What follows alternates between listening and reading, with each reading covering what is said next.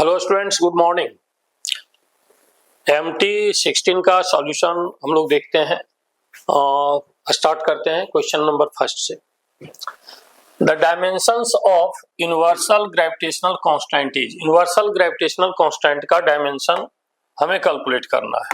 हो सकता है कि बहुत सारे बच्चों को ये डायरेक्ट याद ही होगा रिजल्ट, बट इसके लिए हम लोग करते क्या है कि F equal to G M1 M2 upon R square से G का वैल्यू हम लोग G को लेफ्ट साइड रख लेते हैं, F R square divided by M1 into M2। सारे बच्चों को याद होगा कि इसका dimension ML T minus 2 and this is L square and M1 into M2 M square. Then dimension of G final result M minus 1 L3 T minus 2। आप इसमें देख लो M minus 1 L3 T minus 2। Option number B correct है। Next question number second में projectile motion का सवाल है और इन जनरल प्रोजेक्टाइल में एंगल हॉरिजॉन्टल से रहता है, बट इसने दे रखा है A ball is projected with a velocity 20 meter per second at an angle of 60 degree with the vertical। Vertical के साथ ये 60 डिग्री का एंगल बना रहा है। तो यहाँ पर हम लोग डायग्राम कंसीडर कर ले। This is the X axis, this is Y axis and this is the projectile path. इसने एंगल 60 डिग्री वर्टिकल से दे रखा है, तो क्लियर है कि जब ये थ्रो किया जाएगा तो हॉरिजॉन्टल से एंगल ऑलरेडी 30 डिग्री होगा। This is theta. अब यहाँ पर आगे क्या पूछा गया ये देखो। Its speed at the highest point of its trajectory. Trajectory के हाईएस्ट पॉइंट पर स्पीड क्या होगा? बच्चे आप जानते हो कि हाईएस्ट पॉइंट पर only X component of velocity होता है, y कंपोनेंट ऑफ वेलोसिटी 0 होता है। Then Vx equal to u cos theta. u का वैल्यू 20 मीटर पर सेकेंड एंड cos 30 डिग्री। ये वैल्यू आप पुट करोगे 20 into root 3/2 equal to 10 root 3 metre पर सेकेंड। ये आंसर हो गया। Next third number.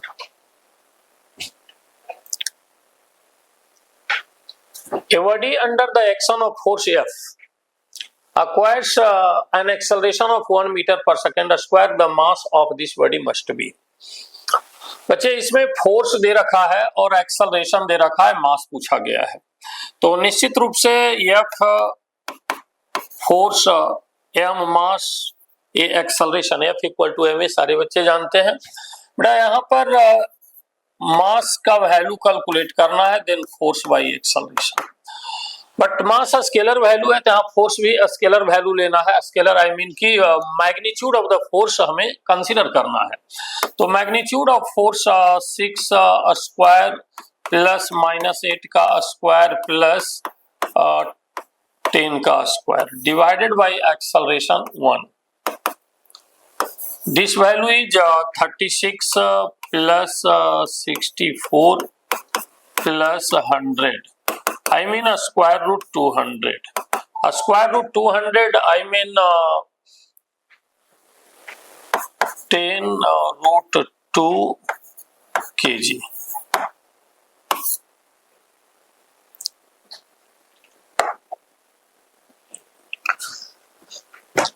चौथा नंबर सवाल ये न्यूटन्स लॉ ऑफ मोशन का है और जैसा कि सवाल में आप देख रहे हो, मास M2 is hanged using a uniform string whose other end is attached to a mass M1।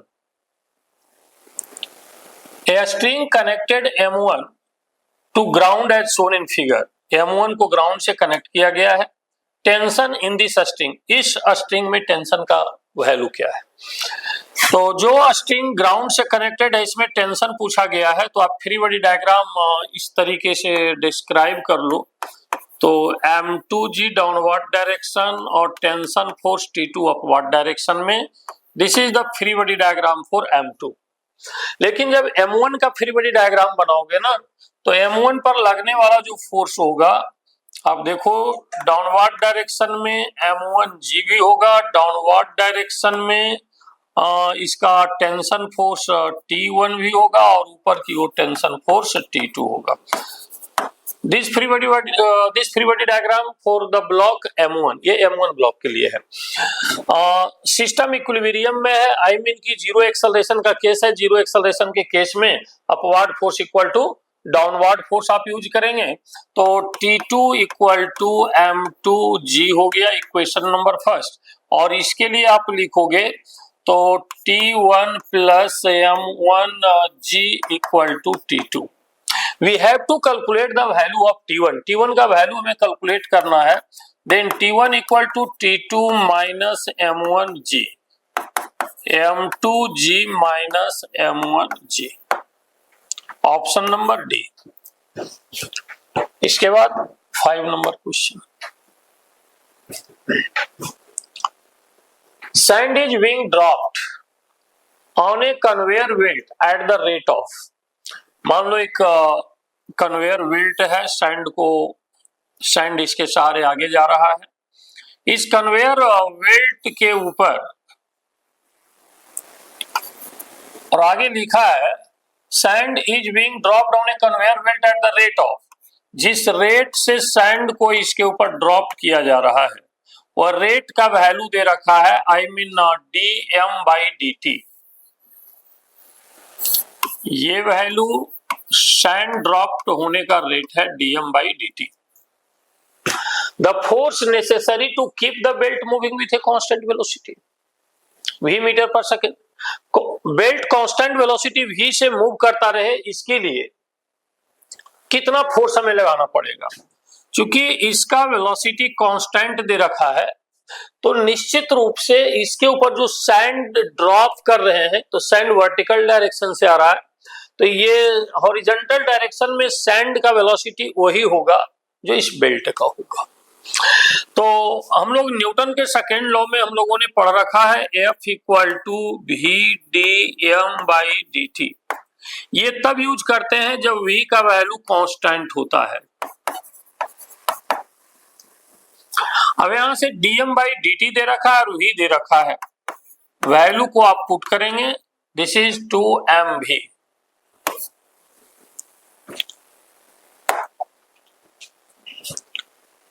6 number question.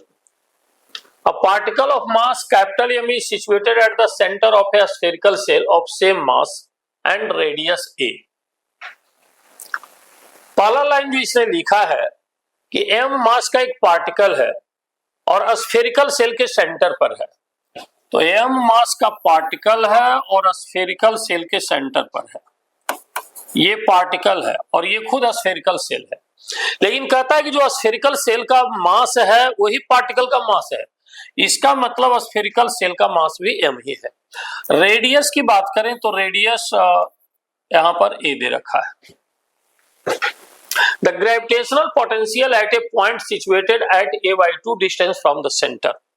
Centre से a/2 डिस्टेंस पर ग्रेविटेशनल पोटेंशियल का वैल्यू क्या होगा। यहाँ सेंटर से a/2 डिस्टेंस पर मान लो पॉइंट P है, तो we have to calculate the potential, gravitational potential at point P। P point पर ग्रेविटेशनल पोटेंशियल अगर हमें कैलकुलेट करना है तो इसके लिए एक तो ये पार्टिकल के वजह से यहाँ पर पोटेंशियल डेवलप होगा, दूसरा इस सेल के वजह से यहाँ पर पोटेंशियल डेवलप होगा। सारे बच्चे पोटेंशियल का फार्मूला आप समझ रहे होंगे, तो net potential at point P is V particle plus V spherical shell. Particle के वजह से जब आप लिखोगे तो पार्टिकल के वजह से minus gm divided by distance r। लेकिन जब सेल के वजह से हम लोग लिखते हैं तो सेल के इनसाइड में potential each and every point पर सेम होता है, minus gm divided by a। But particle से डिस्टेंस a/2 दे रखा है, तो इस वैल्यू को पुटअप करते हैं तो minus gm a/2 minus gm by a, then minus 2gm a minus gma minus 3gm by a minus 3gm by a option number B correct है. Next 7 number.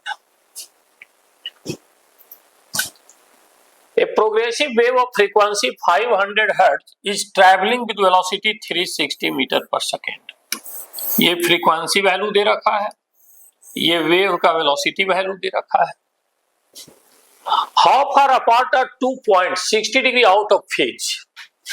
60 degree, this is the phase difference delta phi 60 degree given in the problem. How far apart are 2 points? 2 points के बीच का distance क्या है? तो 2 points के बीच का distance, 2 points के बीच का जो डिस्टेंस होगा that is the path difference delta X. Let delta X path difference और distance between 2 points the same fact. 2 points के बीच का डिस्टेंस लें या फिर दोनों का पॉइंट के बीच का जो डिस्टेंस है क्लासरूम में आपने पढ़ा होगा उसी का अल्टरनेट नेम पाथ डिफरेंस देते हैं. तो डेल्टा एक्स का वैल्यू हमें फाइंड आउट करना है. ये पहला जो गिवन डेटा है इससे हम फाइंड आउट क्या कर सकते हैं? वेवलेंथ. आप देख सकते हो कि v equal to F lambda, then lambda equal to V F. 360 degree divided by 500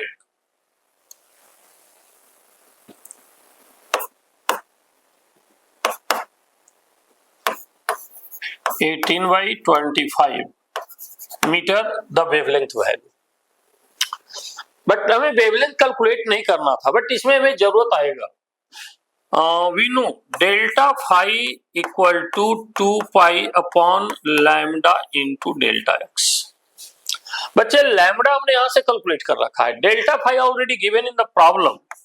this is 2 delta phi 60 degree. 60 degree I mean pi by 3.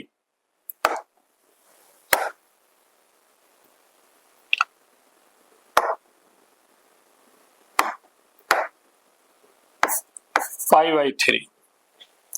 Pi by 3 equal to 2 pi upon lambda into delta x.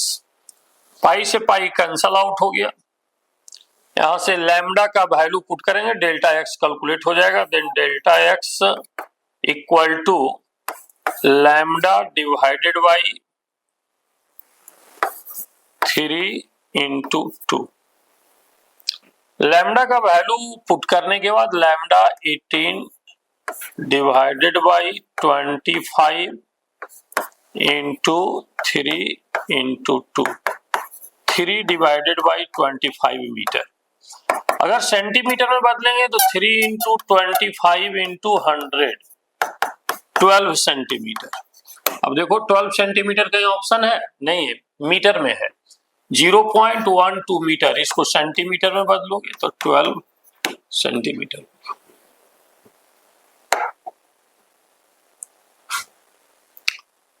A solid cylinder rolls without slipping down an inclined plane at an angle 60 degree with the horizontal. The acceleration of the cylinder is.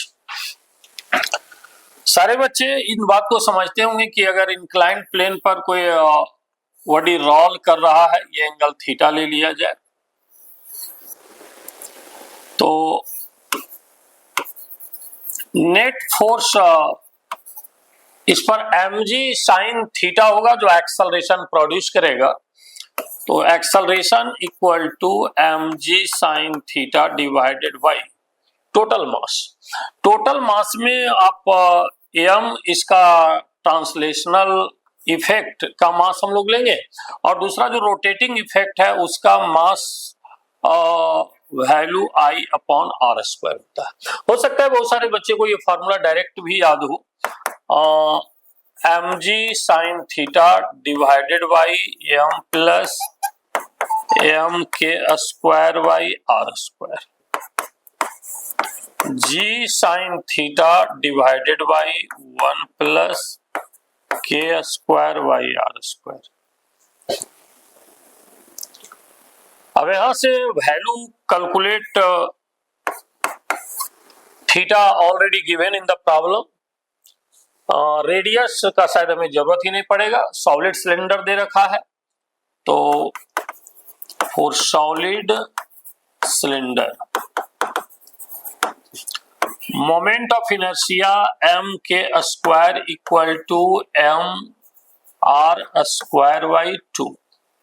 Solid cylinder के लिए moment of inertia m r square by 2 होता है। Radius of gyration के term में m K square, ये cancel out हो गया, then K square by R square equal to 1/2। ये वैल्यू जब हम यहाँ पर पुटअप कर लेते हैं, then acceleration equal to G sine theta divided by 1 plus 1/2।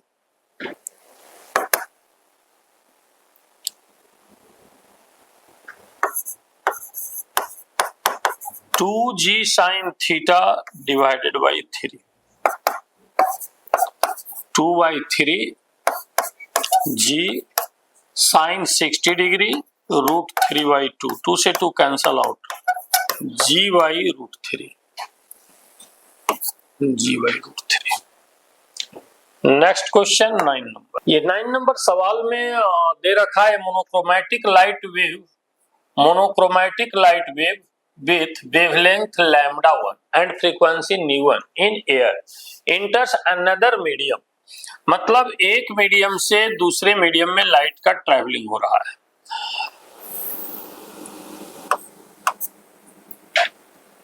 If the angle of incidence and angle of refraction at the interface are 45 degree and 30 degree, जहां पर ये इंसिडेंट हो रहा है एंगल 45 डिग्री है, और ये दूसरे मीडियम में जहां रिफ्रैक्शन हो रहा है यहां पर एंगल वैल्यू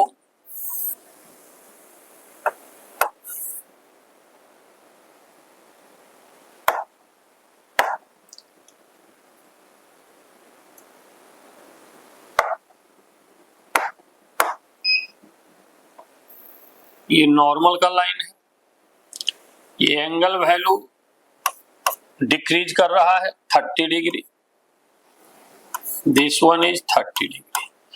लिखा इसने कि वेवलेंथ फर्स्ट मीडियम में लैम्डा 1 है, फ्रीक्वेंसी न्यू1 है, लेकिन सेकेंड मीडियम में इसने दे रखा है कि वेवलेंथ लैम्डा 2 है एंड फ्रीक्वेंसी न्यू2 है।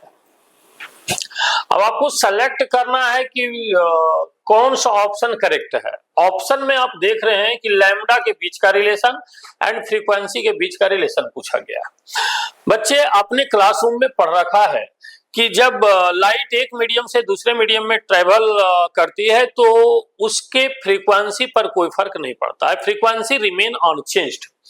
देन इसके अकॉर्डिंग न्यू1 इक्वल टू न्यू2, न्यू1 इक्वल टू न्यू2, तो न्यू1 इक्वल टू न्यू2 इसमें नहीं है तो इसको क्रॉस करते हैं, इसमें भी नहीं है इसको क्रॉस करते हैं।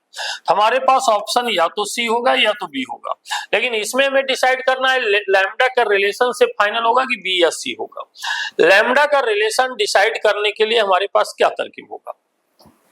तो सारे बच्चे एक बहुत फेमस रिलेशन है, आप लोगों ने पढ़ रखा होगा, sine theta directly proportional to C, C is inversely proportional to mu, and mu और लैम्डा का रिलेशन भी इस तरीके से होता है। ये रिलेशन बहुत इंपॉर्टेंट है आपके क्लासरूम का, बट इससे हमें इतनी जरूरत नहीं है, हमें जरूरत साइन थीटा एंड लैम्डा के बीच का है। तो यहां से क्लियरली हम देख रहे हैं कि sine theta 1 directly proportional to lambda है, that implies sine 45 degree by sine 30 degree equal to lambda 1 by lambda 2। 45 degree 1 by root 2 और 1 by 2 2 by root 2 equal to lambda 1 by lambda 2। यहां से कैंसल आउट होकर root 2 हो जाएगा, then lambda 1 equal to root 2 lambda 2। तो ये relation आप देख पा रहे होंगे कि λ1 इक्वल टू √2 λ2 सी नंबर में है, तो सी नंबर करेक्ट हो गया, बी हमारा रॉन्ग है। Next question 10 number.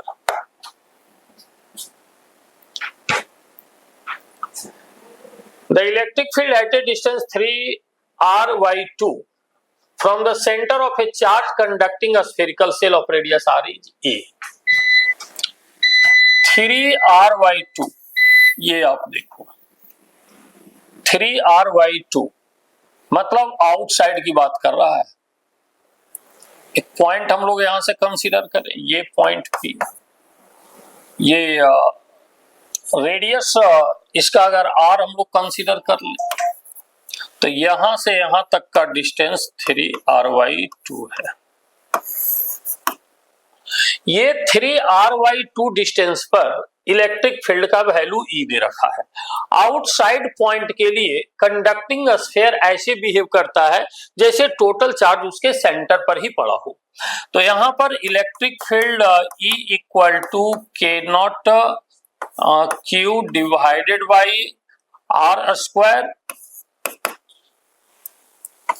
3r/2 का स्क्वायर, ये वैल्यू दे रखा।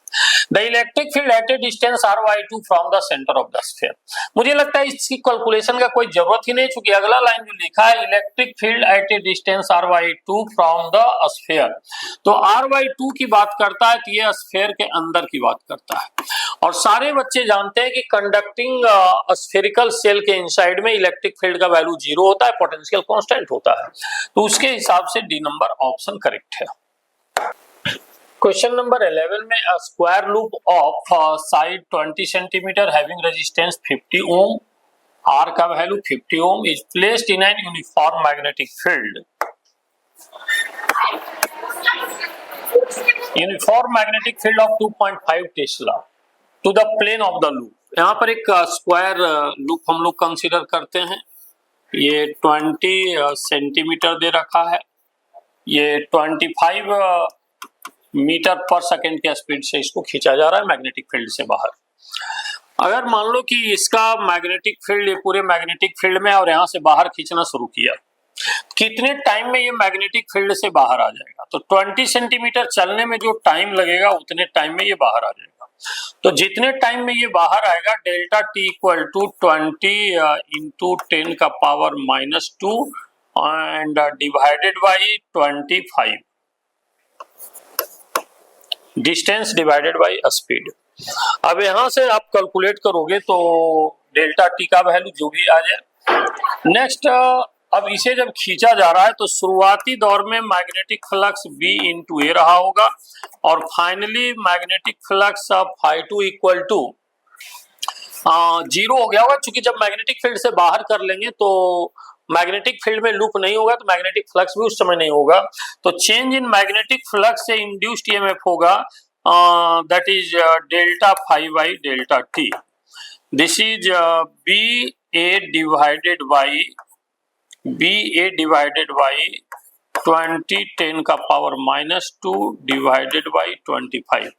इस वैल्यू को हम लोग पुटअप कर लेते हैं। बी का वैल्यू 2.5 है, एरिया का value 20 centimetre into 20 centimetre, 400 centimetre का स्क्वायर 10 का पावर -4 हो गया। ये 25 ऊपर चला जाएगा, 20 इंटू 10 का पावर -2। ये इंड्यूस्ड ईएमएफ का है। इंड्यूस्ड ईएमएफ हमें पता है, रेजिस्टेंस पता है, तो पावर का कैलकुलेशन जब करेंगे तो ई इंड्यूस्ड का स्क्वायर डिवाइडेड बाई रेजिस्टेंस। बच्चे इसका कैलकुलेशन करके इसका वैल्यू आप पुट कर लोगे, इंड्यूस्ड इसका कैलकुलेशन आप देख लोगे करके, निश्चित रूप से 12.5 वोल्ट ये आएगा। और ये 12.5 वोल्ट का स्क्वायर, 12.5 का square divided by resistance value 50, इसको आप मल्टीप्लाई करके देख लो। ये final result 3 point multiply and divide 3.125 वाट।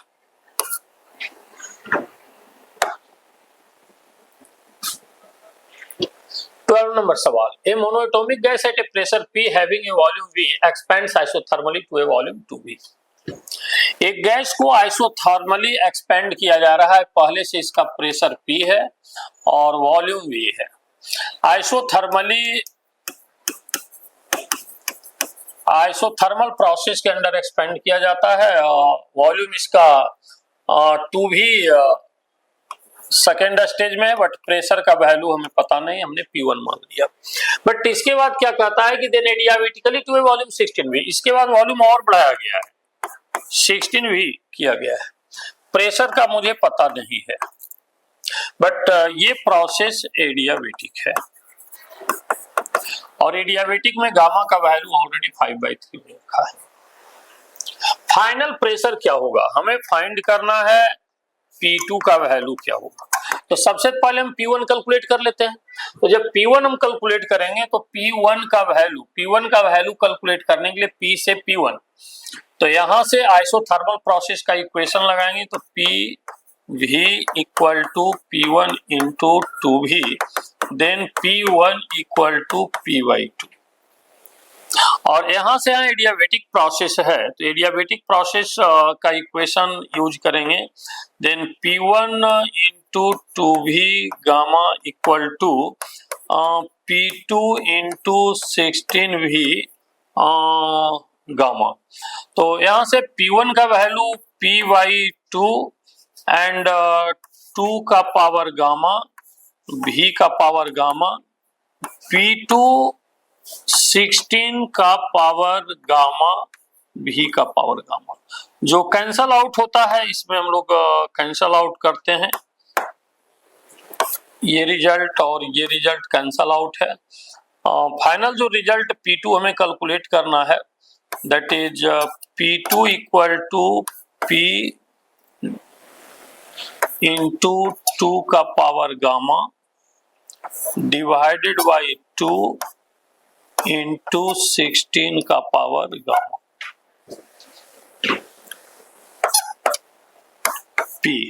ये सारे वैल्यू को मैनिपुलेट हम लोग कर लेंगे, तो ये 2 का पावर गामा, नीचे ये 16 मतलब 2 इंटू 2 इंटू 2 इंटू 2, 2 का पावर 4 ऑलरेडी ये है, तो 2 का पावर 4 गामा ये हो गया, और ये 2 का पावर 1 है, right.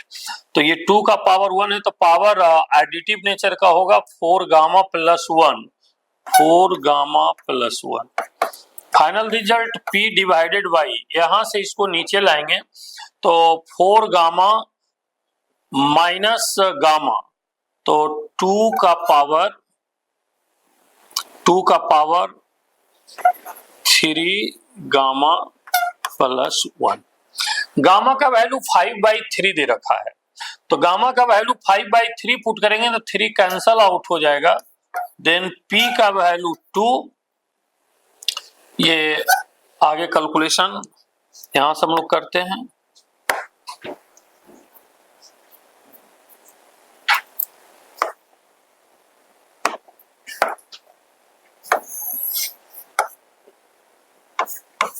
P divided by 2, 3 into gamma 5/3 plus 1,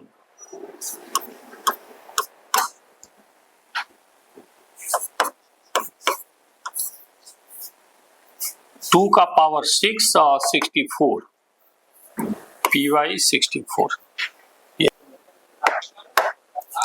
question number 13 statement का क्वेश्चन है। स्टेटमेंट फर्स्ट आप लोग केयरफुली देखो।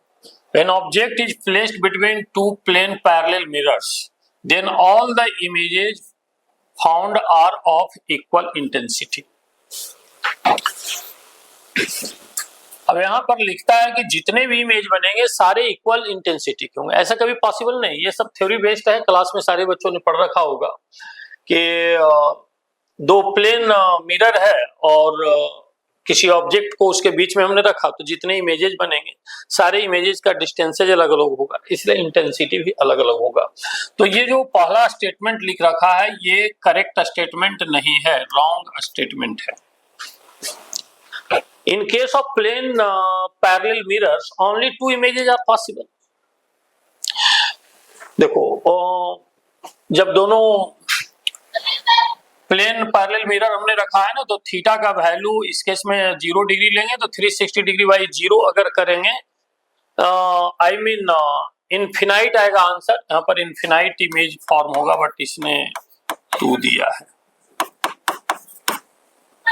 स्टेटमेंट सेकंड भी करेक्ट नहीं है, दोनों ही इनकरेक्ट है। Both statement first and statement 2 are incorrect, ये आंसर हो जाएगा 14 number. A ball is thrown vertically upward. It has a speed of 10 meter per second when it has reached 1/2 of its maximum height.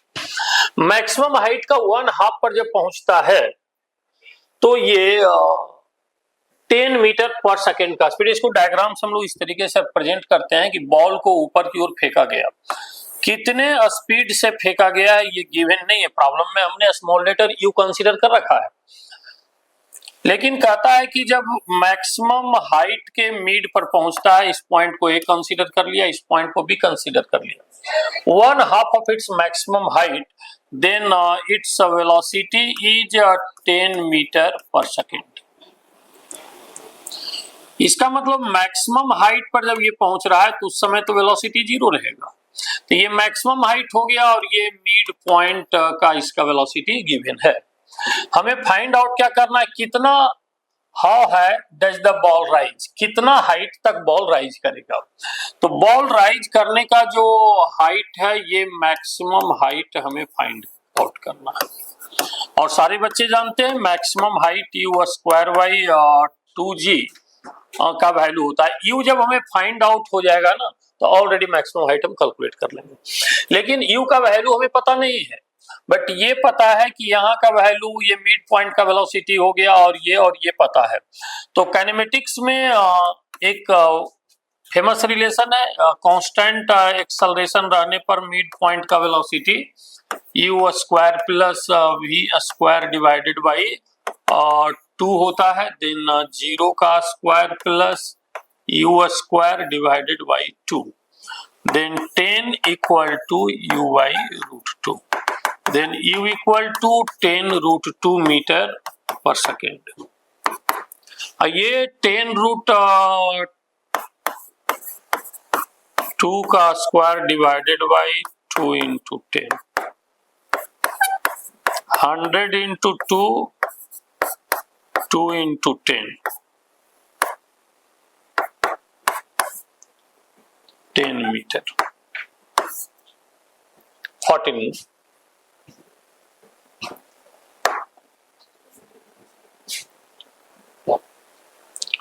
Given below are 2 statements, 2 statement से दिया हुआ है, इसको देखना है। पहला statement, 8th vernier scale division VSD, vernier scale division VSD of a vernier caliper coincides with its 7th main scale division। मतलब आप ये कह सकते हो कि 8 VSD equal to 7 MSD given है। यहां से जरूरी लगा तो 1 VSD का वैल्यू 7/8 MSD कैलकुलेट कर लेते हैं, 1 VSD। Then the least count of the vernier caliper is 0.125 millimeter. Least count of the vernier calipers is 0.125 millimeter. Least count का फॉर्मूला सारे बच्चों ने पढ़ रखा होगा, 1 MSD minus 1 VSD, then 1 MSD minus 7/8 MSD। 1 VSD का वैल्यू यहाँ पर हमने पुट कर दिया, then it become 1/8 MSD। 1/8 MSD 1 millimetre, इसको जब डिवाइड करोगे तो 0.125 मिलीमीटर होगा। मतलब ये करेक्ट आ रहा है 0.125। तो स्टेटमेंट फर्स्ट करेक्ट है, बट स्टेटमेंट सेकंड क्या कह रहा है? Using above vernier caliper the measurement of diameter of an object. बच्चे किसी ऑब्जेक्ट का डायमीटर मेजर करने के लिए इसका इस्तेमाल नहीं करते हैं। Vernier scale division, vernier scale division और ये मेन स्केल डिवीजन। आप सिंपल सी बात बोलो ना कि वर्नियर कैलिपर के हेल्प से हम लोग लिस्ट काउंट हम लोगों ने कैलकुलेट किया, बट स्टेटमेंट 2 अब क्या कहता है? Measurement of diameter of an object can be 0.12 millimetre. तो ये यहां पर इस्तेमाल नहीं होगा डायमीटर के कैलकुलेशन में, इसलिए स्टेटमेंट 2 रॉन्ग है। बोथ इसमें देख लो कौन सा statement 1 and statement 2 are correct, both statement 1 and statement 2 are incorrect. Statement 1 is correct but statement 2 is incorrect। ये आंसर होगा 15 का आंसर सी हो जाएगा।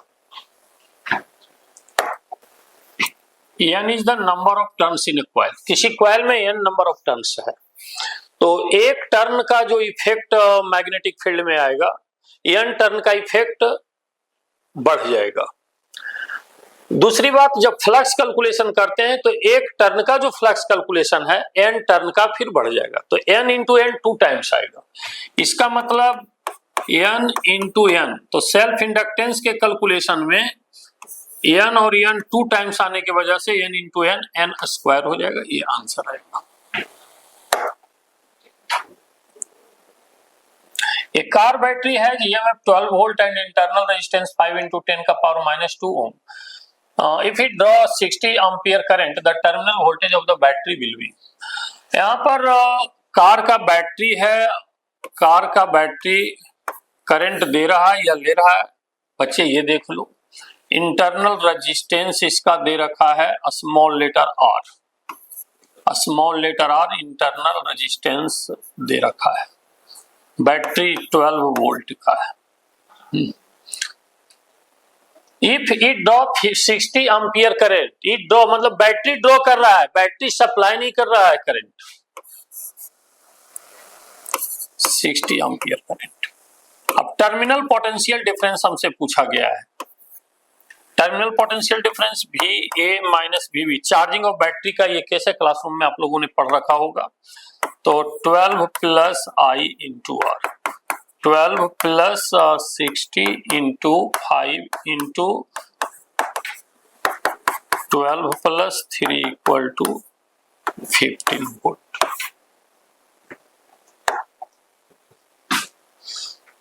In a parallel plate capacitor, the distance between the plates is d and potential difference across the plate is V। Energy stored per unit volume between the plates, energy stored per unit volume। Energy stored per unit volume की अगर बात करें तो energy stored per unit volume U का formula सारे बच्चों को पता है, half epsilon naught E square. तो हाफ एप्सिलॉन नॉट ई का स्क्वायर, तो E electric field V by D का होल स्क्वायर। तो इसके हिसाब से देख लो, यहाँ पर डी होगा आंसर।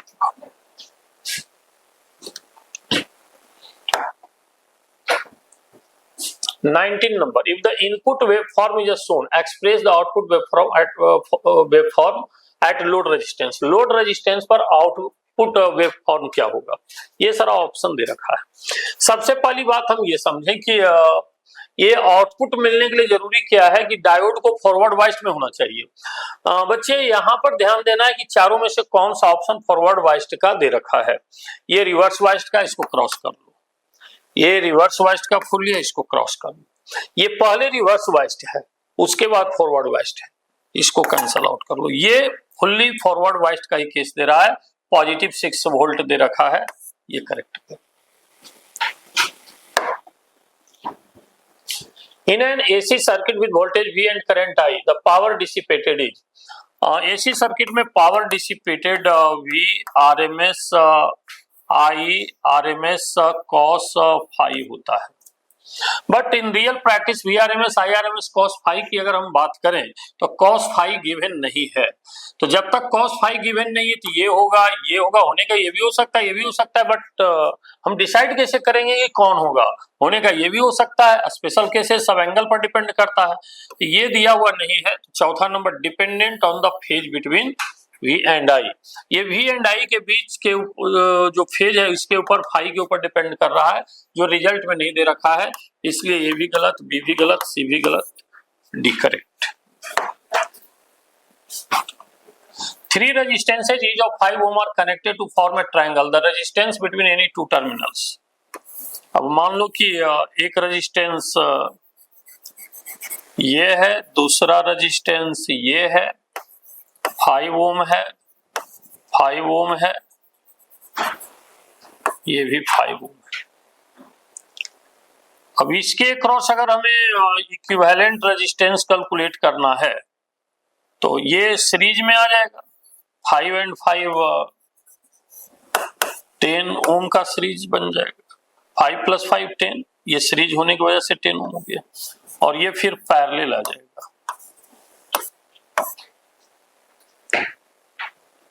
अब हमें कैलकुलेट क्या करना है? इक्विवेलेंट रेजिस्टेंस तो 10 और 5 का equivalent 10 × 5 divided by 10 + 5, 10/3।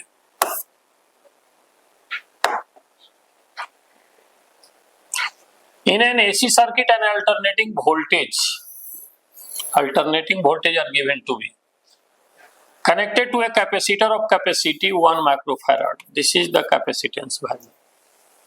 The RMS value of the current in the circuit is, circuit में करंट का RMS वैल्यू कितना होगा?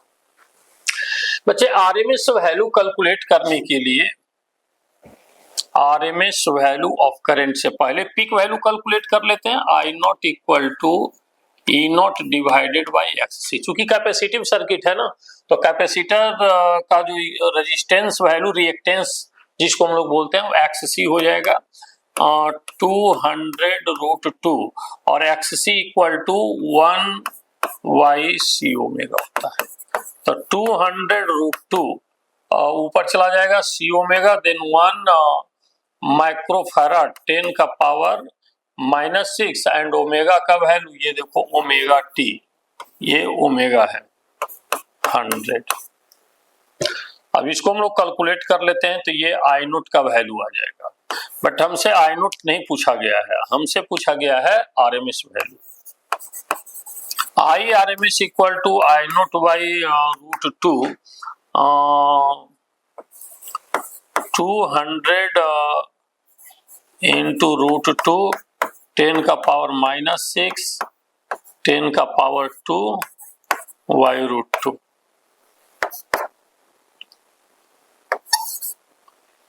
टू इंटू 10 का पावर -2, 0. मिली एम्पियर में सारा आंसर दे रखा है, तो इसको मिली एम्पियर में अगर कन्वर्ट करते हैं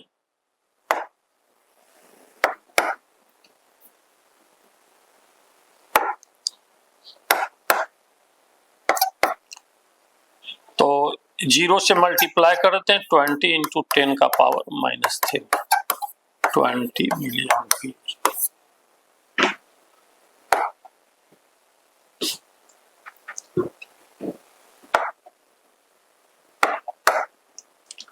A diode shown in the diagram is connected to a battery of external resistance and an electromotive force. ये दिखलाया हुआ external resistance electro. Suppose a diode layer of 0.5 volt is produced in the diode. Suppose diode layer of 0.25 volt is produced in the diode. मतलब यहाँ पर 0.5 volt ये produce होगा। तो ये जो पोटेंशियल डिफरेंस डायोड का है, इसके पोटेंशियल को डिक्रीज कर देगा, तो नेट पोटेंशियल डिफरेंस जो यहाँ पर मिलेगा ये 4 वोल्ट का मिलेगा, जो करंट के लिए रिस्पॉन्सिबल रहेगा। तो I = 4.5 - 0.5 divided by 100, 4 divided by 100। अब डेटा की हम बात करें, ऑप्शन की बात करें तो ये 4 डिवाइडेड बाई 100 कैलकुलेट करना था। Find the value of current in milli ampere. तो ये एम्पियर में हमने डेटा कैलकुलेट कर रखा है, बट मिली एम्पियर में पूछा जा रहा है। तो ये 0.04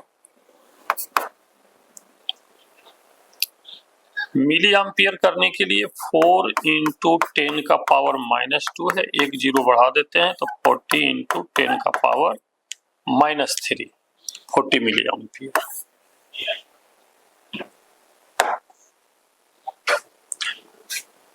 The mean free path for a gas with molecular diameter d and number density n can be expressed as। इसमें सारे बच्चों ने क्लास में पढ़ रखा होगा कि mean free path lambda mean directly proportional to 1/d² होता है। डायमीटर अगर d है तो d², और नंबर डेंसिटी की बात है तो इसका इनवर्सली प्रोपोर्शनल होता है। दोनों को कंबाइंड कर देते हैं, then this is 1/n/d²। Constant term proportionality का साइन जब हटाते हैं तो कांस्टेंट टर्म इसमें √2π आता है, 1/n/d²। अब देख लो इससे मिलता जुलता रिजल्ट √2n/d²π, हाँ इसमें आ रहा है, इसलिए ये ऑप्शन करेक्ट होगा।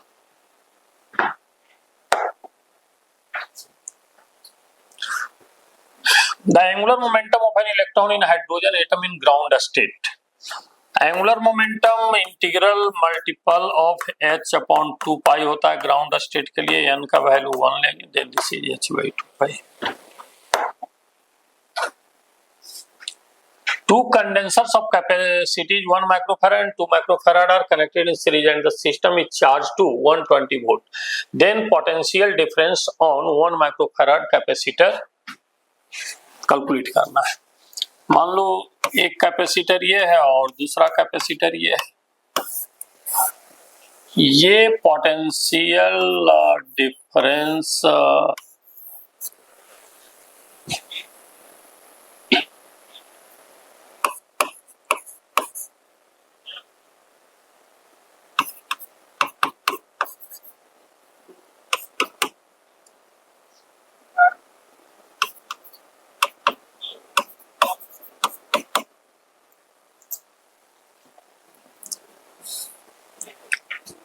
अब यहाँ से 120 वोल्ट है, C1 एंड C2 इसका इक्विवेलेंट कैपेसिटी हम लोग कैलकुलेट कर लें तो इसमें टोटल चार्ज जो सप्लाई होगा ये पता चल जाएगा, टोटल चार्ज कितना सप्लाई हो रहा है। या तो फिर इसको दूसरे तरीके से भी सोच सकते हैं, इसके क्रॉस पोटेंशियल डिफरेंस V1 ले लो, ये V2 ले लो, टोटल V1 V2 का सप्लाई यहाँ से हो रहा है तो 120 equal to V1 plus V2।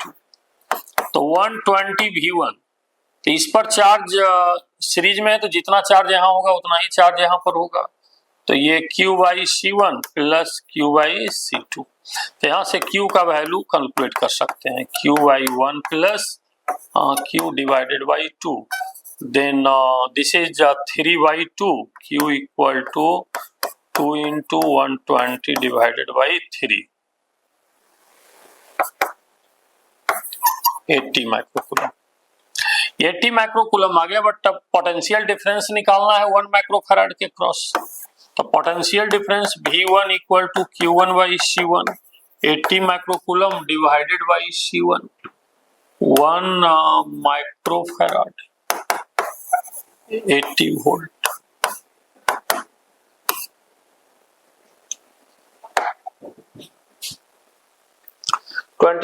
What will be the formula of the mass in terms of G, R and capital G? Gravitation chapter का ये सवाल है, very simple. Small letter G equal to G/m/r², as I think सारे बच्चे को याद रहता है। तो बच्चे यहाँ से मास का वैल्यू कैलकुलेट करेंगे तो m equal to Gr²/G, Gr²/G। The internal resistance of 2.1 volt cell which gives a current of 0.2 ampere, मान लो एक सेल अगर करंट डिलीवर्ड कर रहा है 0.2 अगर करंट डिलीवर्ड कर रहा है, 0.2 एम्पियर का करंट डिलीवर्ड कर रहा है, 2.1 वोल्ट है, इसका इंटरनल रेजिस्टेंस सेल का स्मॉल लेटर आर कुछ कंसीडर कर लेते हैं, और थ्रू ए रेजिस्टेंस ऑफ 10 ओम, ये करंट जिस रेजिस्टेंस से होकर सेंड कर रहा है ये 10 ओम का है। ये इसका डायग्राम हो गया।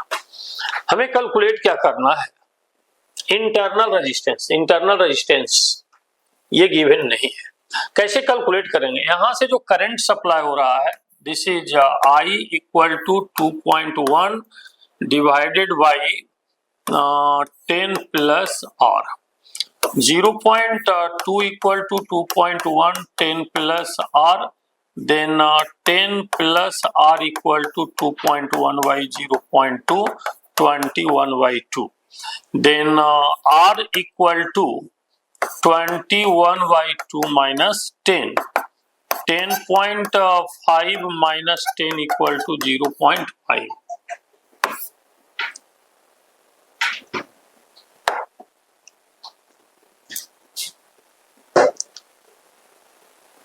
Photoelectric emission occurs only when the incident light has more than a certain minimum frequency intensity. सबसे पहली बात कि फोटोइलेक्ट्रिक एमिशन में K equal to H nu minus 5 होता है, इसी को आगे H nu minus H nu naught, ये सर्टेन फ्रीक्वेंसी मिनिमम फ्रीक्वेंसी की बात करता है। तो ये फोटोइलेक्ट्रिक एमिशन होने के लिए काइनेटिक एनर्जी ग्रेटर और इक्वल टू 0 होना चाहिए, H न्यू ग्रेटर और equal to H nu naught होना चाहिए। तो न्यू ग्रेटर और equal to nu naught, greater और इक्वल टू, ग्रेटर कितना होगा नहीं पता, बट फ्रीक्वेंसी का मिनिमम वैल्यू न्यू नोट होगा, और जब फ्रीक्वेंसी मिनिमम होगा तो वेवलेंथ मैक्सिमम होगा, इसलिए मिनिमम के अकॉर्डिंग वेवलेंथ का ऑप्शन हो ही नहीं सकता है, जब भी होगा तो फ्रीक्वेंसी का ऑप्शन होगा। The resistance of a wire R ohm if it is melted and stretched to n times of its original length। बच्चे इस केस में सारे लोगों ने पढ़ रखा होगा R proportional to L square होता है, तो चूंकि n टाइम्स से हमने इसको स्ट्रेच किया है, then R dash proportional to n into L का whole square, then R dash by R equal to n square, then R dash equal to n square into R.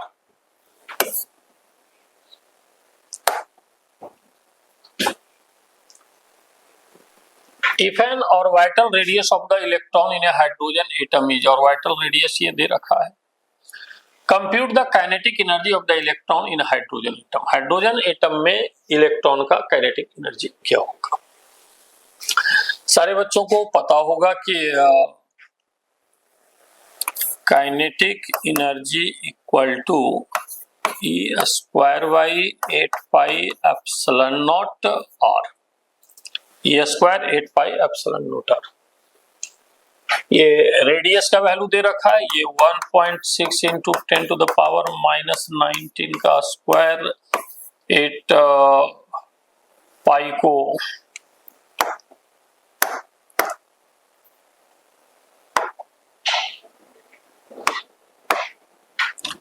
8 pi epsilon naught R के बदले हम लोग 4 पाई epsilon not into 2R कर लेते हैं। Then this is equal to 9 into 10 to the power 9, 2.56 10 to power minus 38, 2 into R का value 4.7 into 10 का power minus. इसको फाइनल कैलकुलेशन करके हम लोग देख लेते हैं। सारा एनर्जी इलेक्ट्रॉन वोल्ट में दे रखा, ये जो काइनेटिक एनर्जी आएगा ये SI यूनिट में आएगा। Then kinetic energy this become in joule unit, और सारे बच्चे जानते हैं 1 electron volt equal to 1.6 into 10 to the power minus 19 joule, then 1 joule equal to 1 by 1.6 into 10 to the power minus 19। तो इसको 1.6 इंटू 10⁻⁹ से जब डिवाइड करेंगे और फाइनली कैलकुलेट करेंगे, this become 15.3 electron volt. The mean free path of electrons in a metal is 4 into 10 का power minus 8 meter. The electric field which can give an average 2 electron volt energy to an electron in the metal will be in volt per meter. पहली बात तो हम ये decide करते हैं कि ये जो एवरेज एनर्जी दे रखा है, तो एनर्जी का रिलेशन वर्क से है और work equal to charge into electric field force and into distance mean free path. यहाँ पर दे रखा है lambda, but this is 2 electron volt and charge, चूंकि इलेक्ट्रॉन की बात किया तो इलेक्ट्रॉन का charge E into lambda. Lambda का वैल्यू दे रखा है, हमें इलेक्ट्रिक फील्ड कैलकुलेट करना है. देन इलेक्ट्रिक फील्ड E से E cancel out, 2 divided by lambda, 2 divided by 4 into 10 का पावर माइनस 8, देन 1 बाई 2 0.5, 10 का पावर 8, 5 इंटू 10 का power 7.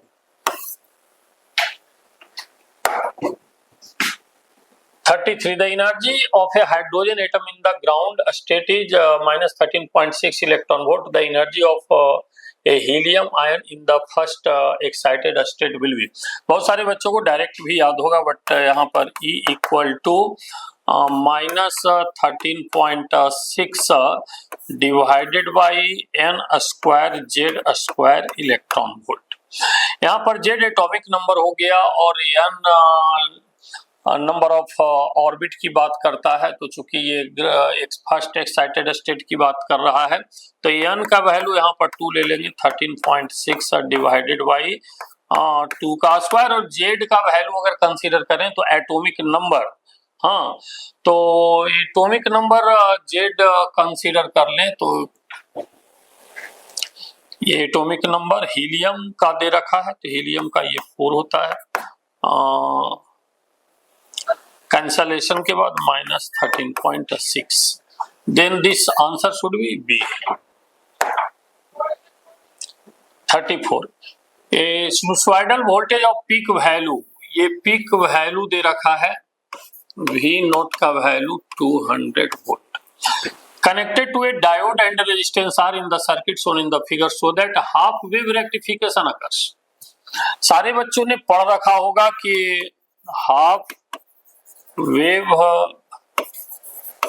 Rectification and full wave rectification. Half wave rectification में value RMS value VRMS equal to V naught by 2 और full wave में V naught by √2 होता है. इसमें half wave rectification का case है.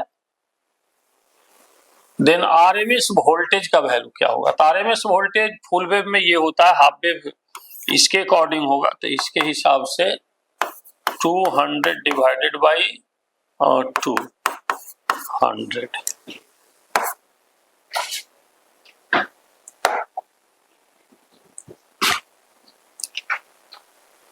$220 volt input is supplied to a transformer.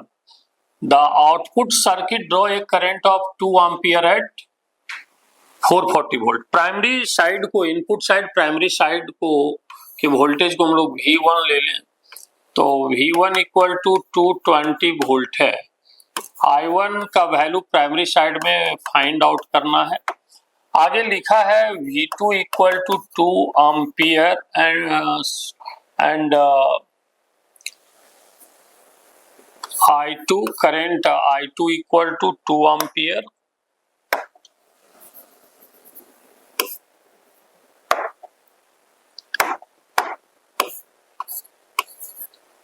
I2 equal to 2 ampere current दे रखा है और पोटेंशियल डिफरेंस 4 40 वोल्ट दे रखा। आगे एफिशिएंसी दे रखा है, तो efficiency equal to output divided by input होता है V2I2 divided by V1I1, then 440 into 2 divided by 220 into I1.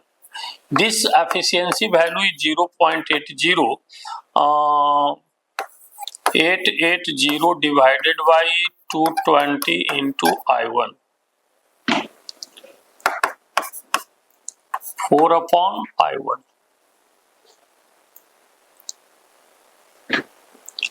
Then I1 equal to 4 divided by 0.80. Then this is 40 divided by 5. According to Einstein photoelectric equation, the graph between the kinetic energy of ejected photoelectrons and frequency. Ejected photoelectrons का kinetic energy और frequency के बीच का graph पूछा गया है। ये work function constant value होता है। तो अगर इसको हम y एक्सिस पर कंसीडर कर लें और इसको x एक्सिस पर कंसीडर कर लें, then this one is y equal to hx minus 5। y axis पर इंटरसेप्ट नेगेटिव डायरेक्शन में होगा और स्लोप पॉजिटिव होगा। Positive slope negative intercept, positive slope negative intercept का देखना होगा कि कौन सा ग्राफ है। इसमें तो y एक्सिस पर इंटरसेप्ट ही नहीं है, क्रॉस कर देना है। यहाँ पर y एक्सिस पर इंटरसेप्ट है बट पॉजिटिव डायरेक्शन में, हमें चाहिए नेगेटिव डायरेक्शन का इंटरसेप्ट, -5 है। तो यहाँ पर ये भी आप कंसीडर करेंगे तो ये भी पॉसिबल नहीं दिख रहा है, बट ये पॉसिबल दिख रहा है क्योंकि इसको जब आगे बढ़ा कर देखेंगे ये नेगेटिव डायरेक्शन में ये कट आउट कर रहा है। B number option correct. The ratio of kinetic energy to the total energy of an electron in a Bohr orbit of the hydrogen atom is। बच्चे आप लोग जानते हो कि हाइड्रोजन एटम में टोटल एनर्जी और काइनेटिक एनर्जी का formula सारे बच्चों को याद होगा। Kinetic energy 1/8 pi epsilon naught E square upon R। But total energy लिखते हैं तो काइनेटिक एनर्जी पॉजिटिव होता है, टोटल एनर्जी नेगेटिव होता है। Total energy equal to -1/8 pi epsilon naught E square R। दोनों वैल्यू सेम है बट एक पॉजिटिव है एक नेगेटिव है, जिसके वजह से रेशियो कैलकुलेशन में 1/-1 सी नंबर ऑप्शन आएगा।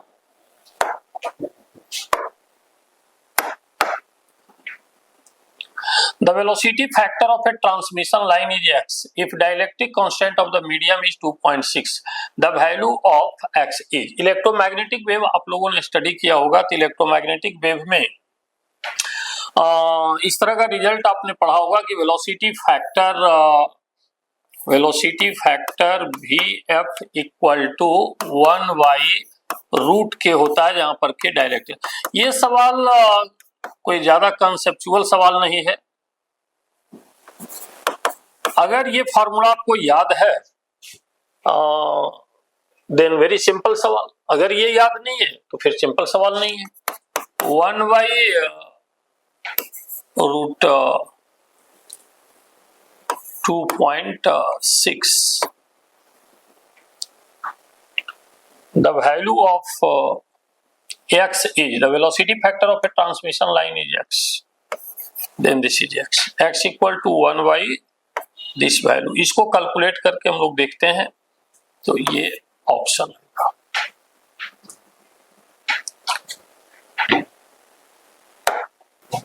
Flywheel rotating at 840 rpm slows down at a constant rate of 11 radian per second. Slow down हो रहा है, इसका मतलब एंगुलर वेलोसिटी घट रहा है। Initial angular velocity 2πn/60, 2πn का value 840 rpm divided by 60। Constant rate alpha, angular acceleration 11 radian per second square. The time required to stop the flywheel, flywheel जब स्टॉप करेगा देन एंगुलर वेलोसिटी 0 हो जाएगा। इसमें time हमें find करना है, कितना टाइम लगेगा। सारे बच्चे समझते होंगे कि अगर कांस्टेंट एंगुलर एक्सेलरेशन से मोशन हो रहा है then omega equal to omega naught plus alpha into t, then t equal to omega minus omega naught divided by alpha. Omega का वैल्यू 2.840 डिवाइडेड बाई 60, ये तो जीरो वैल्यू है। Alpha का value 11। इसको फाइनल मल्टीप्लाई कर लें तो 2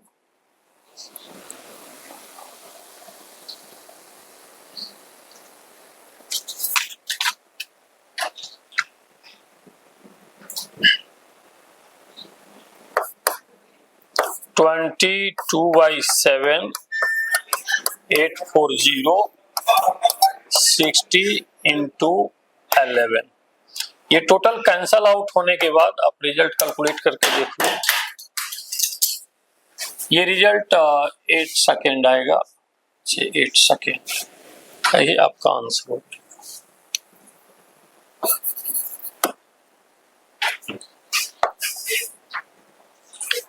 The energy that will be ideally radiated by 100 kilowatt transmitter in 1 hour each। बहुत सिंपल सवाल है। 100 किलोवाट का रेडिएटर है, ट्रांसमीटर है और 1 आवर में। तो सिंपल सी बात है कि power equal to energy by time, then energy equal to power into time. Power का वैल्यू इसमें आप लोग पुट कर लोगे।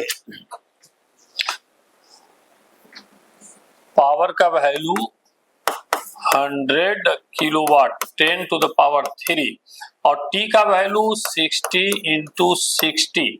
1 आवर दे रखा है बच्चे, तो 60 इंटू 60 सेकेंड में हमने कन्वर्ट कर लिया और ये फाइनल मल्टीप्लाई करने के बाद देख लो ये वैल्यू 36 10 का पावर 7।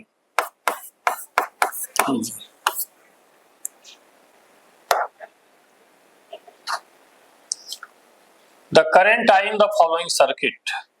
इसमें आई का वैल्यू क्या होगा? ये दोनों सीरीज में 3 इंटू 3 का सीरीज 6 ओम हो जाएगा और ये दोनों पैरेलल में है, तो 6 और 3 का पैरेलल वैल्यू 18/9 2 ओम हो जाएगा। फाइनल रिजल्ट ये है कि 2 ओम का रेजिस्टेंस है और 2 वोल्ट का बैटरी है। Then I equal to 2/2 equal to 1 ampere.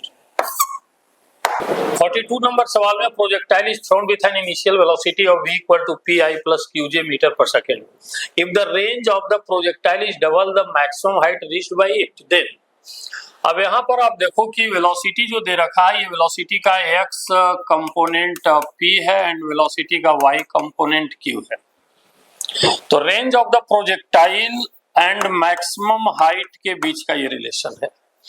बच्चे हॉरिजॉन्टल रेंज का formula 2ux uy upon g सारे लोग जानते हैं। 2 मैक्सिमम हाइट का formula uy square divided by 2g होता है।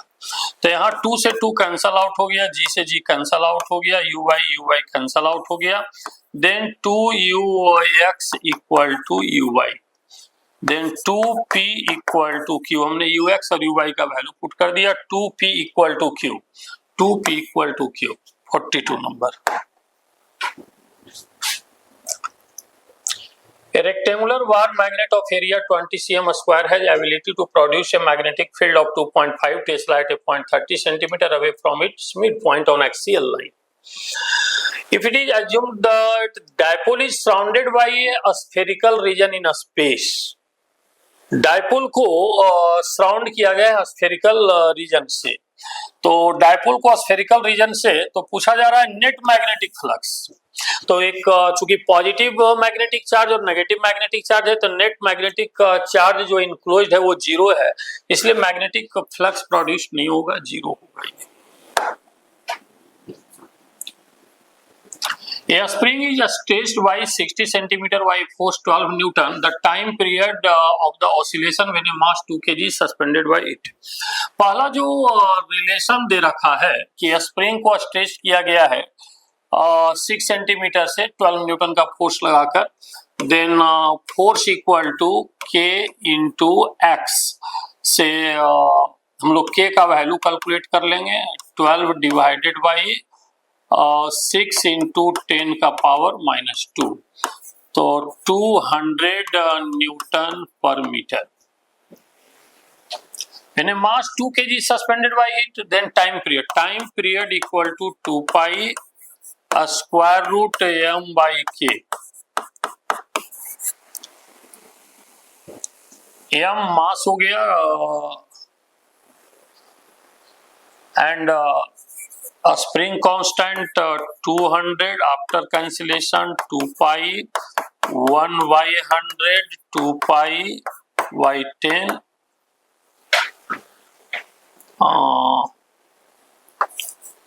2 into 3.14 divided by 10 0.628.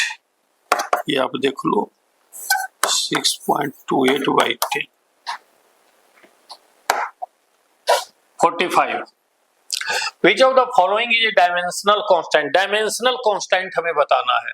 आप जानते हैं रिलेटिव डेंसिटी का कोई डायमेंशन नहीं होता है. क्यों? तो ये रेशियो है density of one substance to density of other substance. Strain change in length by original length, इसका भी डायमेंशन नहीं होता है. No dimension, no dimension. इसका भी डायमेंशन नहीं है, नो डायमेंशन. इसका भी डायमेंशन नहीं है, नो डायमेंशन. रिफ्रैक्टिव इंडेक्स भी F equal to mu into n से सारे बच्चे जानते हैं. ये रिफ्रैक्टिव इंडेक्स ये दोनों फोर्स का रेशियो है, इसलिए इसका भी नो डायमेंशन. तो ये ग्रेविटेशनल कांस्टेंट का सिर्फ डायमेंशन होता है. ये आंसर हो गया. ओके, थैंक यू बच्चे.